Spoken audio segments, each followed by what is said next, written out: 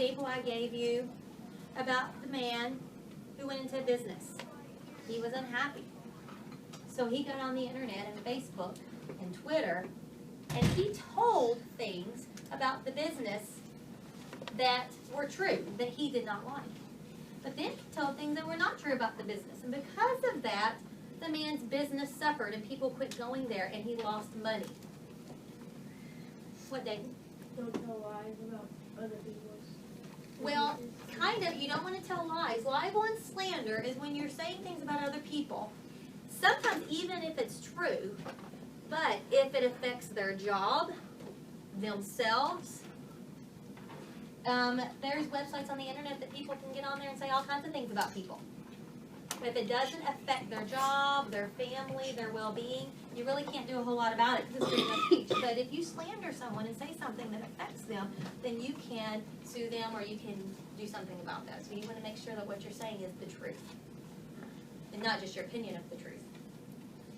What?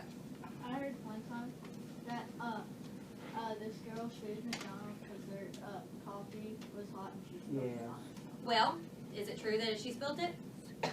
Is it true that she burned herself? If it's true and it happened, she can say it, even if it hurts. Okay? But slander, we don't want to say things, and it's purposely to hurt someone's business or someone's family or someone's life. Yes, sir. Would she win? It's their picture. On what judge. They want you to give them attention. They want you to post it on Facebook and internet. Do you know why? So more people can see it. Do we want protesters that we don't agree with or that look inappropriate to get more attention? No. So that's why when we walked, we just kept on walking. We did not give them attention. What, Rachel? Or another one might be another bad place to protest. Might be at a car wash in the middle of the night protesting.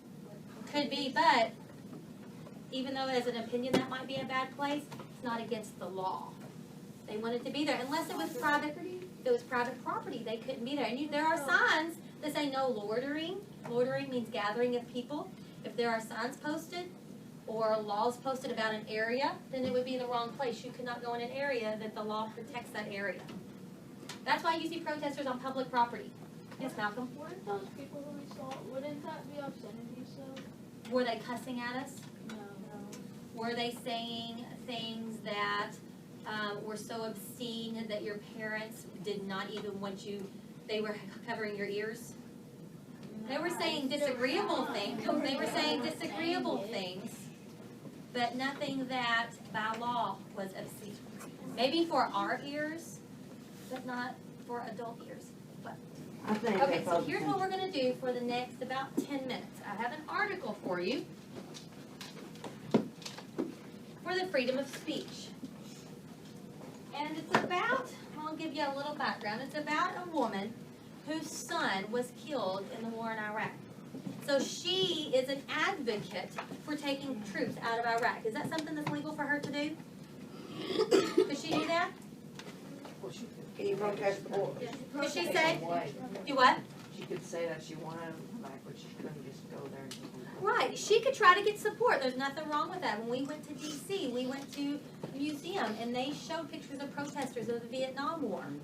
And it's okay as long as you are not going against these limits. And there's a few more limits, but these are the ones top 5.